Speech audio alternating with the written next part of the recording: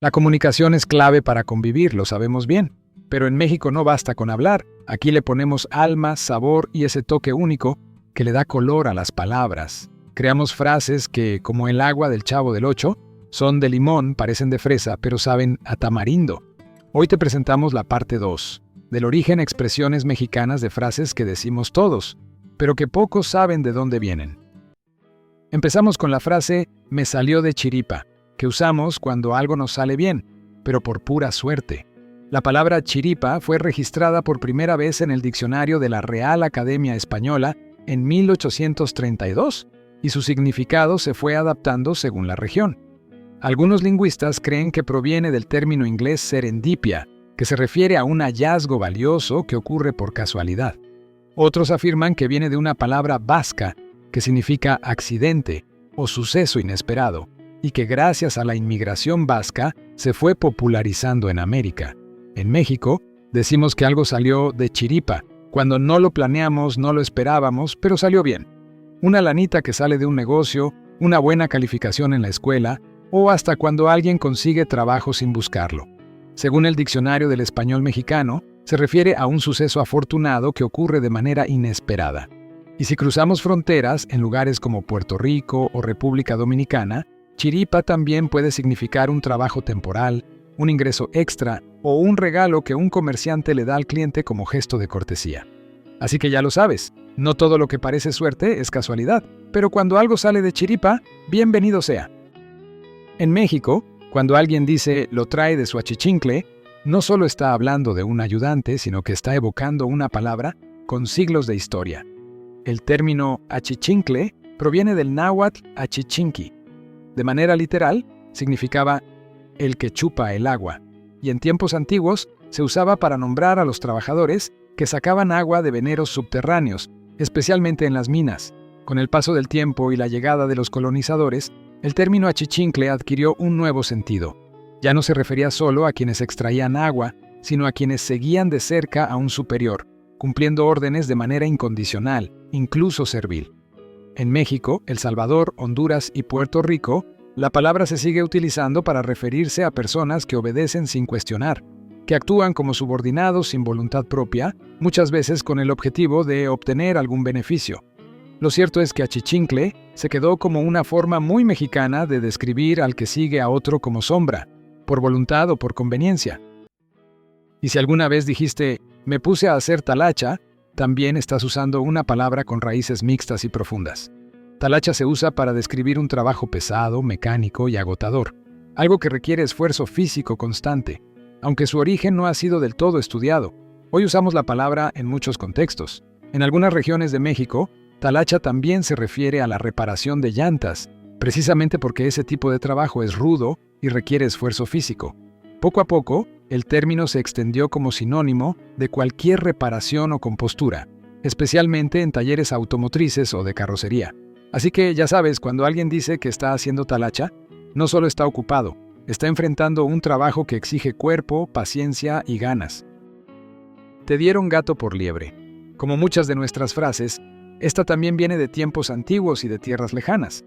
Su origen se remonta a la Edad Media, cuando en tabernas, mesones y puestos callejeros se ofrecían suculentos platillos de liebre, una carne apreciada y de buen valor.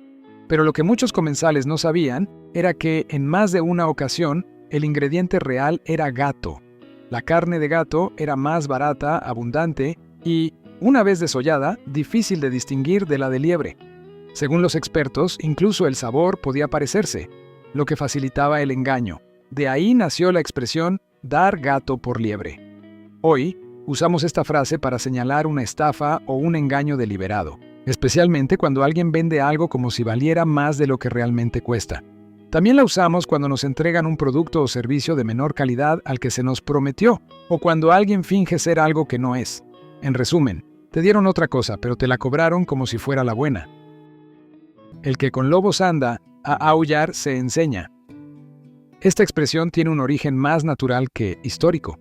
Si hay algo que caracteriza a los lobos, es que viven en manada. Cazan, duermen, cuidan a sus crías y, por supuesto, aúllan juntos.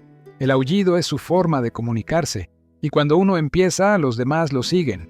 Cuando una persona se rodea de ciertas compañías, tarde o temprano empieza a comportarse igual.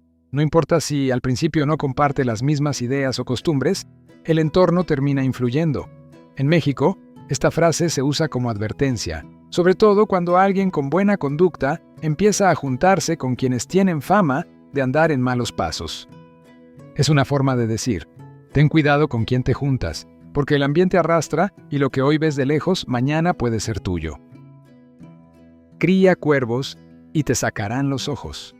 Esta expresión tan poderosa viene acompañada de una historia que ha pasado de generación en generación. El cuervo, ese ave de plumaje oscuro, inteligencia aguda y alas impresionantes, ha sido protagonista de leyendas desde tiempos antiguos.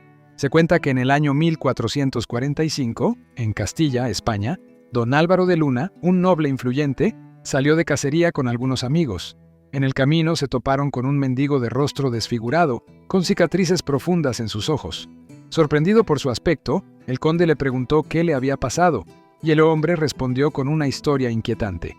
Durante años, había criado a un cuervo que recogió de pequeño. Lo alimentó, lo cuidó con cariño y lo tuvo como un compañero. Pero un día, mientras le daba de comer, el cuervo le saltó al rostro y le arrancó los ojos. Por más que intentó defenderse, fue en vano. Esa anécdota impactó tanto a don Álvaro que desde entonces comenzó a repetir la frase, cría cuervos y te sacarán los ojos.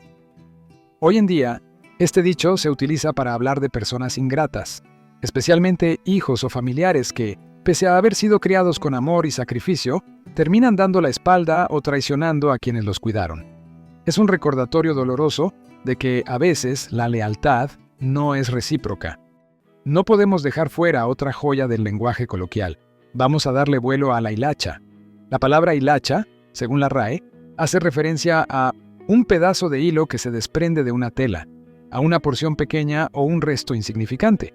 Pero en México, esta palabra cobra vida propia, y darle vuelo a la hilacha significa algo muy distinto, dejarse llevar, soltarse sin freno y disfrutar sin pensar demasiado en las consecuencias.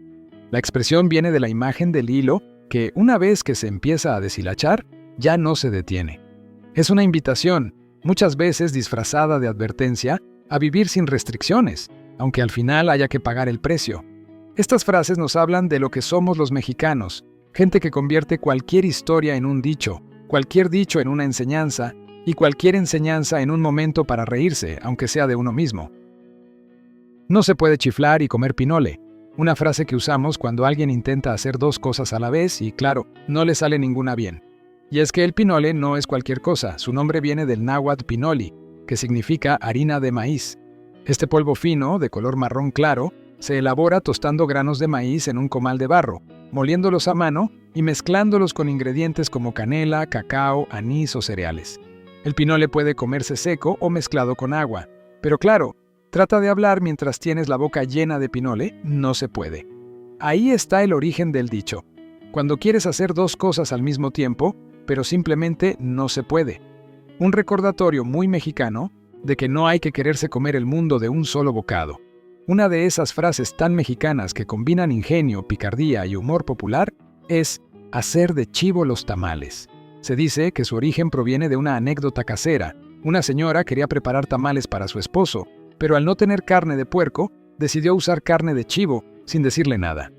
El engaño pasó desapercibido, o eso pensó ella, pero la historia corrió de boca en boca hasta que el pueblo, con su creatividad habitual, transformó ese momento en una expresión para hablar del engaño con doble sentido.